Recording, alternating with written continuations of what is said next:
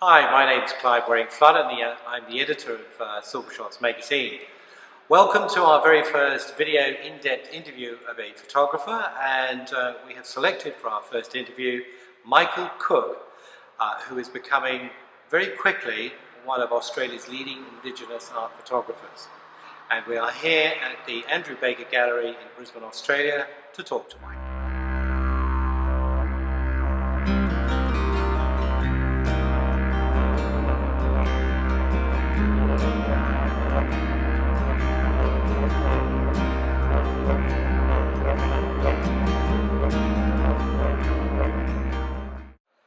What exactly was it that actually made you think you'd leave the world of commercial photography and move into art photography?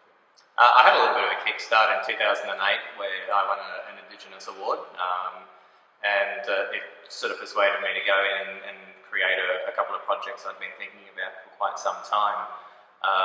The main reason being that what the art industry does is give me full control over what I want to do from beginning to end. So working in the art industry has given me that control to be able to create the projects that I want to do, which was the main reason I went into it. I started on a project in 2009 after winning the award, and brought it into the gallery in Brisbane here, and Andrew really liked it and decided to show it in 2010.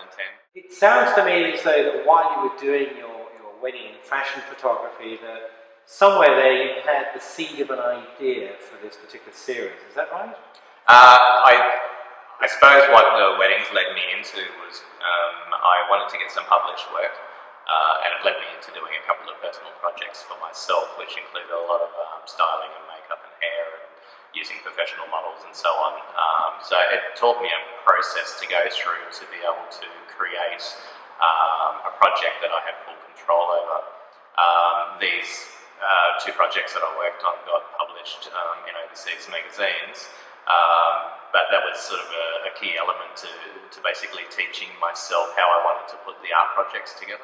Where on earth did you get the idea from to actually obtain images from the 27 Australian Prime Ministers since Federation in 1901 and superimpose images of Aborigines over the top of them? Where did you get this idea from? It probably initially come from the title. Some of my projects, I think of the title first, so I thought it was Through My Eyes. And I asked a question, what if our government, the early settlers, could have seen from an Aboriginal perspective? So it's an idea I come up with. I suppose my ideas my mother, like when I was being brought up as a child, my mother used to fight for Indigenous rights. So I've listened to her stories over the years, and a lot of the basis from my ideas come from what she has been teaching me, I suppose, or some of the issues I've seen her deal with over the years, being brought up as a child. Whereabout did you get the models from? Did you have them specifically posed for each individual Prime Minister? I did. I actually went out and found the models for each of the Prime Minister's faces. So I went to 3 different locations between Brisbane and Cherbourg, which is the Aboriginal community close to where I live, and up in Hervey Bay, which was my original hometown. So I photographed around about 25 people for the project, but I ended up using only about 19. How difficult was it to actually get the copyright release and images for these archived photographs of Australian Prime Ministers? I contacted the National Library of Australia after being on their website and researching the images that I wanted to buy. They actually have an archive that you can buy images from. I did have to explain the project and what I was wanting to do. There is a lot of respect in Australia for Aboriginal history, though. When it comes to the art projects, they were quite positive about giving me the images or selling me the images to be able to use for this project. This one that you're holding in your hand there at the moment is? That's called Keating. So what I've done is I've put the name and the year that they were in power on the bottom. This one actually isn't instantly recognisable as Paul Keating in terms of the features. No, exactly. But the next one you've got here, Mr. John Howard, is certainly recognisable to a certain extent. And I suppose out of the ones you've shown us so far, the one of Bob Hawke, who's one of the certainly Australia's most flamboyant prime ministers, it's quite unsettling actually to look at these images. Did you have quite a lot of Indigenous photographs that you already had that you could superimpose on their faces? No, I didn't have any actually. It's something that I went and photographed after I received the images from the National Library. I actually started with Bob Hawke. He was the first one I did, and the effort there was very minimal effort to actually get this overlay to sit over the photograph. And I thought, oh, well, originally I was only going to do about 6 or 8 images.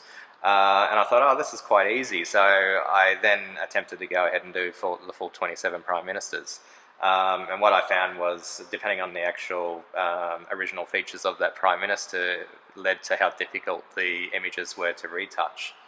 Someone like Bob Hawke only took about 4 minutes because his features actually are a little bit closer to Indigenous features. But someone like Paul Keating, whose features are quite heavily European. He's very angular, isn't he? In terms of he has a very long chin and long nose and so on. So I found it really difficult to retouch some of these. As I said before, Bob Hawke took about 4 minutes. Paul Keating actually took around about 8 attempts over about a 6-week period. Well, we're very, very impressed with all of the work that you've been doing, and I suppose what's on everyone's lips really is what are you working on next? I'm working on a series called Civilized. It's to do with the 4 countries that come to Australia through the early 1600s right through to the late 1700s, which was the Dutch, French, Spanish and English, and how they saw the Aboriginal people.